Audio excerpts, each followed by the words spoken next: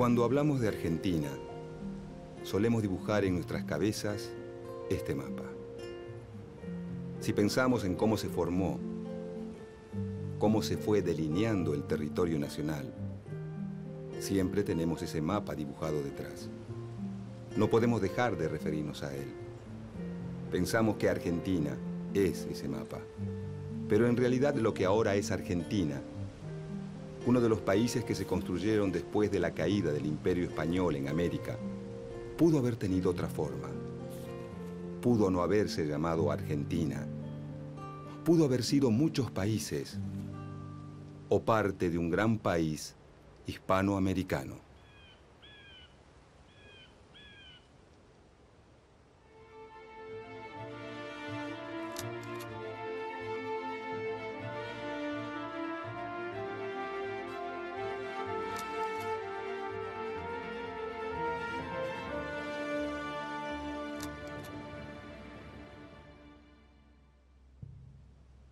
Lo que ahora se llama Argentina era el territorio ubicado más al sur de la América del Sur, que después de la conquista fue organizado por los reyes españoles en el Virreinato del Perú.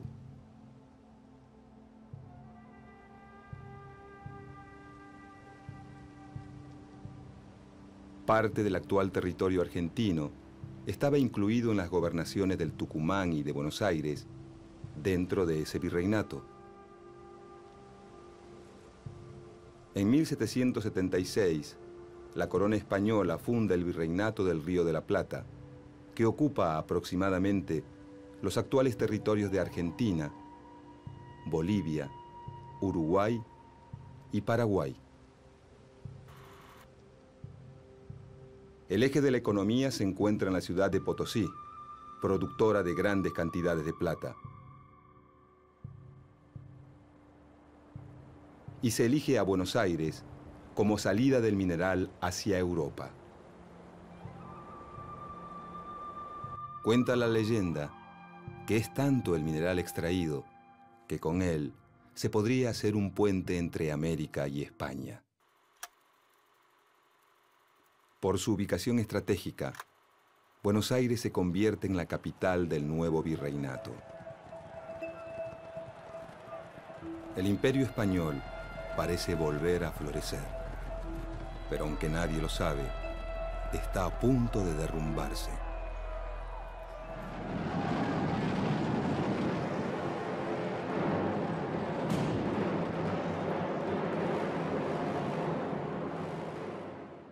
En 1808, el rey de España, Fernando VII, es capturado por el emperador francés Napoleón, que impone en el trono a su hermano José Bonaparte.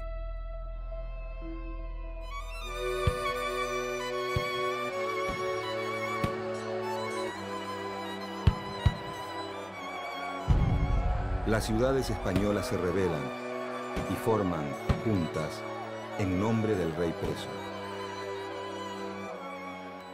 Agrupados en la Junta Central de Sevilla, buscan expulsar a los franceses y mantener su autoridad sobre América. En 1810, la Junta Central se derrumba ante los ataques franceses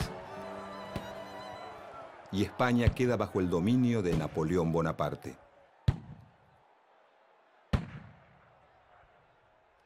Al llegar las noticias a América, algunas ciudades deciden formar juntas.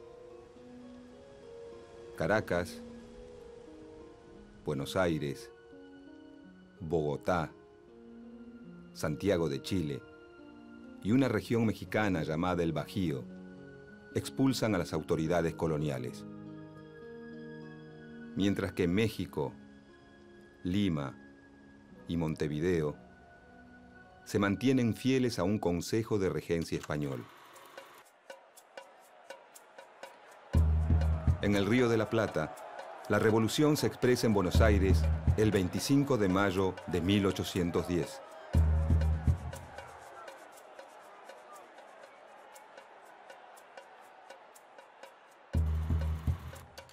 El grupo revolucionario que desplaza al virrey Baltasar Hidalgo de Cisneros cuenta con el apoyo de la milicia criolla, con la que busca asegurarse la adhesión del resto del virreinato.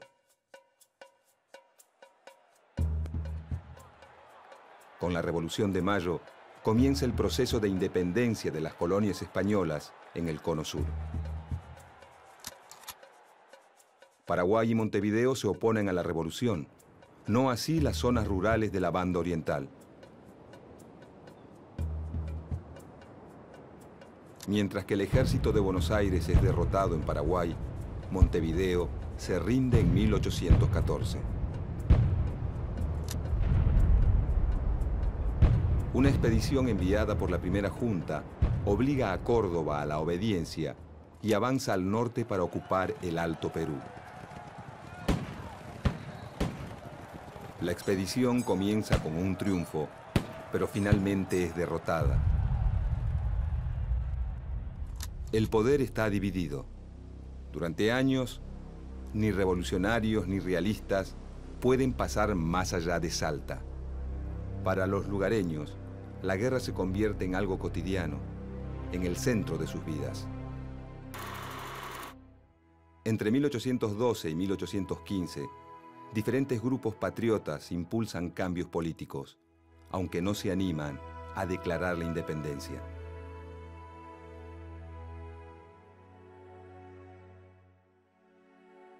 En 1815, el gobierno revolucionario apoya el plan del general José de San Martín: atacar a los realistas en Chile y avanzar sobre el Perú.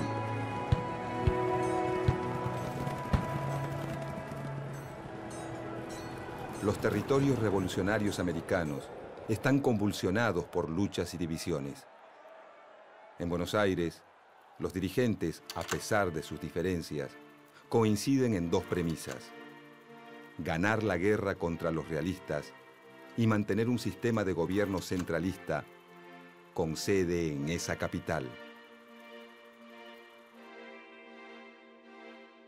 El líder revolucionario de la Banda Oriental, Gervasio Artigas, en contra del centralismo porteño, propone un sistema confederal en el que todas las provincias tengan igualdad de condiciones. Artigas es respaldado por Entre Ríos, Corrientes, Santa Fe, la zona de las Misiones, la Banda Oriental y, durante un breve periodo, Córdoba. Para 1815, el territorio revolucionario en América está dividido en dos. El virreinato del Río de la Plata se mantiene en poder de los revolucionarios. México, Nueva Granada, Venezuela y Chile caen bajo el poder realista.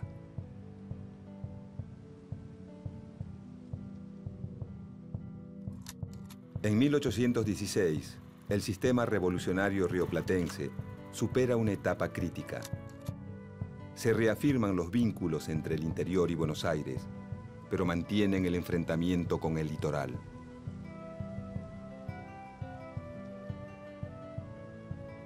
Para disminuir la tensión, se elige a la provincia de Tucumán para llevar a cabo el Congreso que declara la independencia de las Provincias Unidas de Sudamérica. Potosí, Cochabamba y Charcas, que hoy pertenecen a Bolivia, son algunas de las regiones que declaran la independencia. En cambio, algunas provincias que hoy son argentinas, como Santa Fe, Corrientes y Entre Ríos, no concurren al Congreso de Tucumán. El nuevo país independiente tiene dos grandes desafíos: el conflicto con los realistas y la guerra civil entre Buenos Aires y el litoral que dirige Artigas.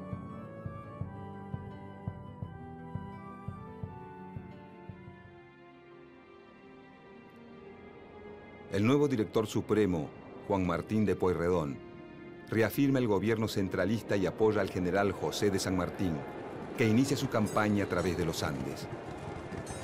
San Martín liberará a Chile y Perú, y así contribuirá a la caída del poderío español en América del Sur.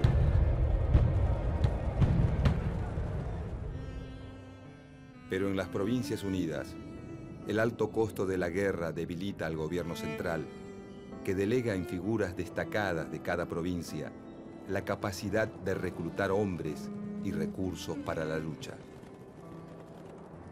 El sistema revolucionario vuelve a entrar en crisis y se disuelve en 1820.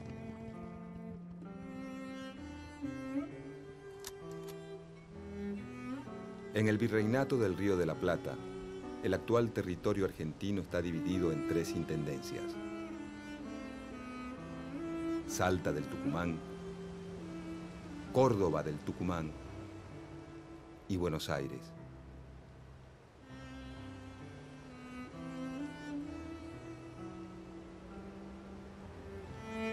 Los gobiernos revolucionarios subdividen esas intendencias coloniales. Cuyo es separada de Córdoba, Tucumán de Salta, y el litoral artiguista se desvincula de Buenos Aires.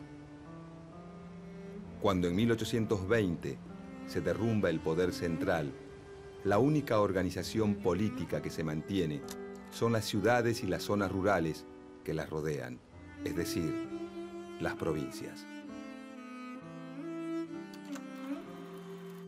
Se intenta crear jurisdicciones más grandes luego del derrumbe del poder central, la llamada República de Entre Ríos y la República de Tucumán, pero pronto fracasan. Quedan entonces 13 provincias y más tarde se agregará Jujuy. Cada una de ellas posee autoridades propias. Muchas sancionan una constitución provincial y en algunas surgen líderes locales que se convierten en caudillos. Salta, Tucumán, Entre Ríos, Santa Fe y la Banda Oriental han sufrido la devastación de la guerra.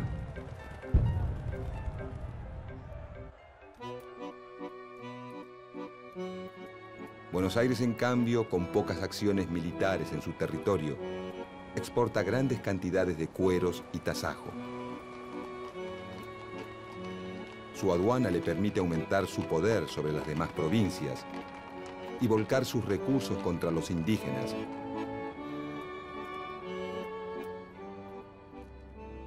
Y en pocos años duplica el territorio hacia el sur.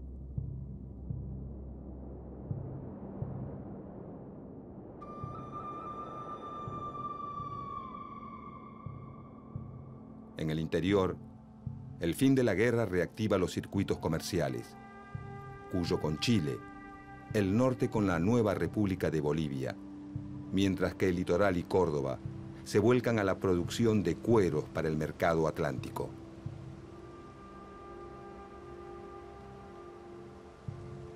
Las nuevas tendencias comerciales, lejos de contribuir a la unidad, fortalecen las divisiones.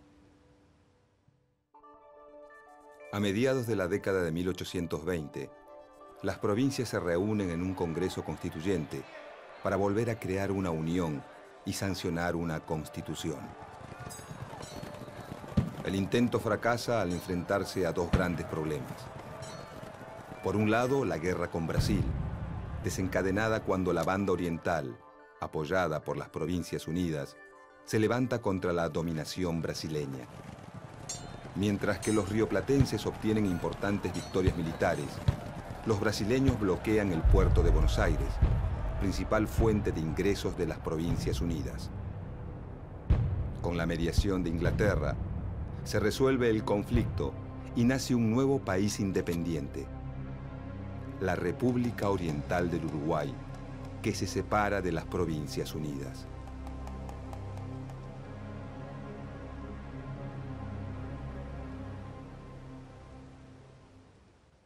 Por otro lado, el Congreso Constituyente se enfrenta a una profunda división en el ideal de Estado.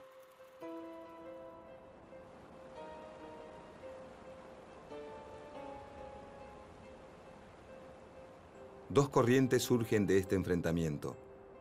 Los unitarios, quienes sostienen que el gobierno central, creado durante la Revolución, es el fundamento de la soberanía nacional, y los federales, quienes defienden la soberanía de cada provincia. Aunque el grueso del interior es federal, y los principales dirigentes unitarios son porteños. Hay muchos federales porteños y varios unitarios en las provincias. En la Constitución formulada por el Congreso de 1826, que nunca entra en vigencia, se denomina por primera vez al nuevo país como República Argentina. Con la disolución del Congreso Constituyente y el regreso del ejército de la guerra contra Brasil, que toma partido por los unitarios, se desata una guerra civil. En el litoral, el intento unitario de hacerse del poder fracasa al poco tiempo. Buenos Aires, Santa Fe, Entre Ríos y Corrientes se afianzan como provincias federales. El resto de las provincias se aglutina en la unitaria Liga del Interior, conducida desde Córdoba por el general José María Paz. La contienda se resuelve a favor de los federales, y a comienzos de la década de 1830, las 14 provincias suscriben el Pacto Federal.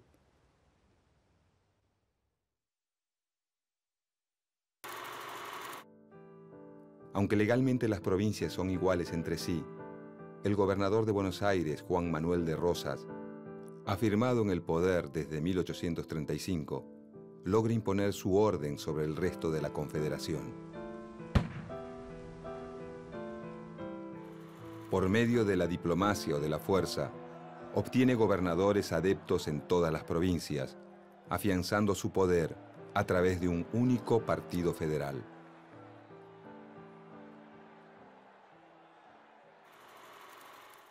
Esta política le genera grandes enemigos.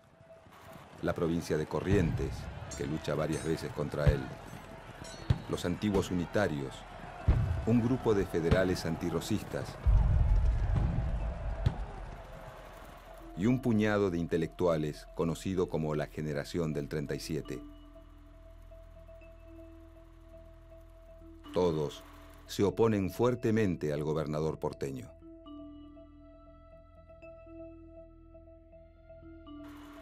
Rosas interviene en las luchas internas de la República Oriental del Uruguay. Apoya a los blancos que se enfrentan a los colorados.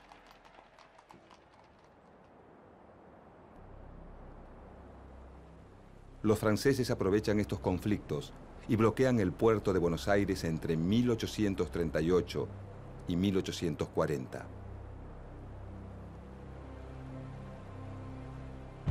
Entre 1845 y 1847 lo vuelven a hacer, esta vez junto a los ingleses.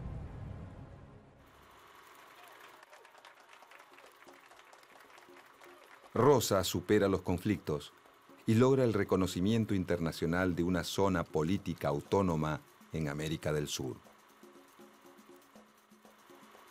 Es su momento de apogeo, pero uno de sus aliados más importantes, el gobernador de Entre Ríos, Justo José de Urquiza, se levanta en su contra, ya que Rosas impide la libre navegación de los ríos,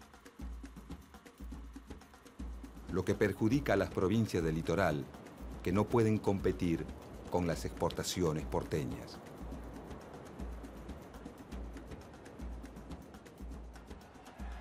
A Urquiza lo apoyan Corrientes, los opositores emigrados, los colorados uruguayos y Brasil.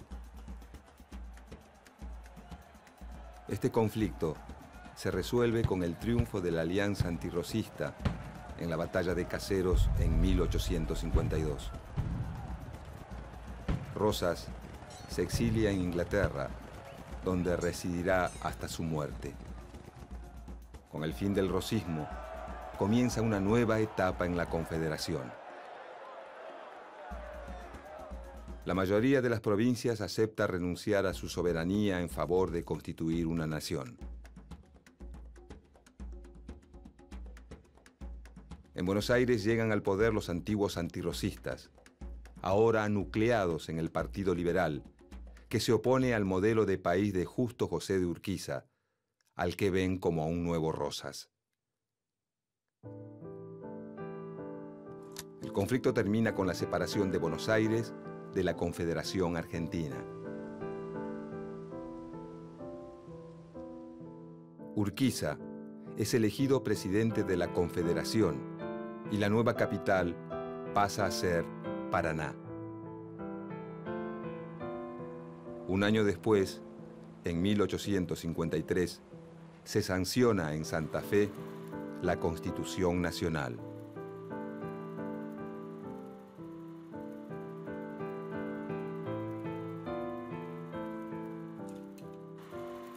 Buenos Aires no acuerda con una unión en la que no tenga privilegios, ni tampoco con entregar los beneficios de su rica aduana. Durante los 8 años en que permanece separada de la Confederación, Buenos Aires prospera gracias al aumento en sus exportaciones de lana y cuero. En cambio, la Confederación enfrenta grandes problemas económicos y muchos de sus dirigentes creen que no existe futuro sin Buenos Aires. La tensión va creciendo y en 1859 se desata la guerra. Las tropas de Urquiza triunfan en la batalla de Cepeda. Se firma un tratado de paz y se vuelve a incorporar a Buenos Aires a la Confederación Argentina. Pero los enfrentamientos continúan y en 1861 se libra la batalla de Pavón, en la que los porteños salen vencedores.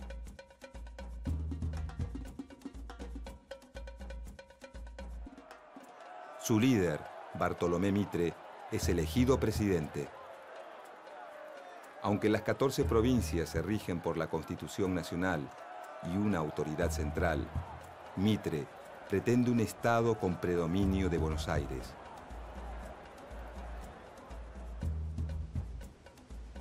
En 1865, el gobierno de Mitre firma el Tratado de Triple Alianza con Brasil y la República Oriental del Uruguay contra Paraguay. Juntos desatan una guerra larga, que en Argentina es impopular y resistida. Concluye con la destrucción socioeconómica del Paraguay, que pierde a la mayor parte de su población masculina. Brasil y Argentina se apoderan de una parte del antiguo territorio paraguayo. Durante el conflicto se forma un ejército que, por primera vez, depende fuertemente de las autoridades nacionales y no de las distintas provincias.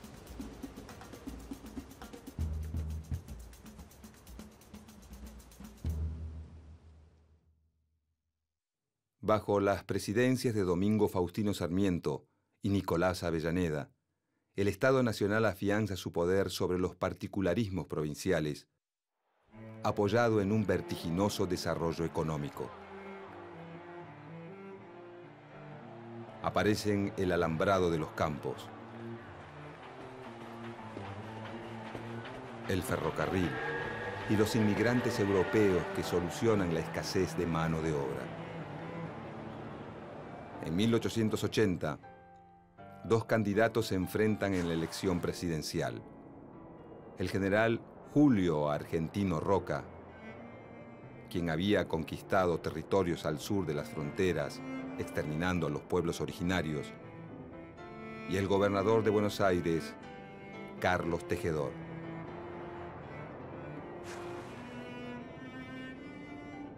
Julio Argentino Roca triunfa.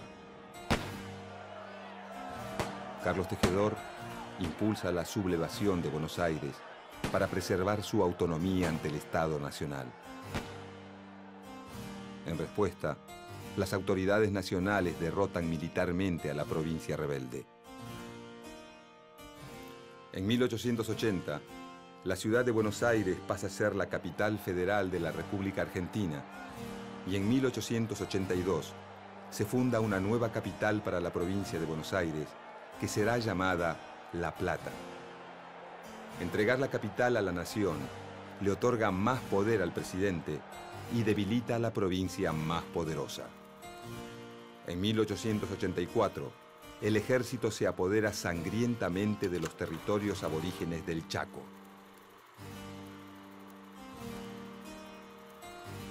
Esta región y la Patagonia conquistada por Roca, pasan a ser territorios nacionales dependientes del gobierno central.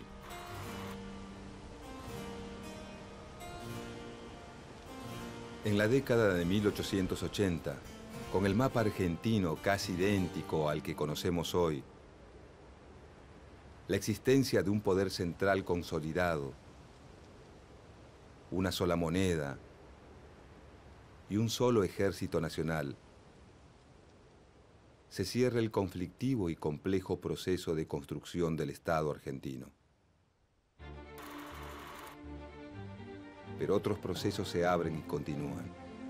Los habitantes de ese Estado van a afrontar la conformación de una nueva sociedad, la aparición de un nuevo sistema político y la afirmación de una economía capitalista que provocarán conflictos, luchas de intereses, acuerdos y distintas alternativas que llenarán la historia argentina del siglo XX.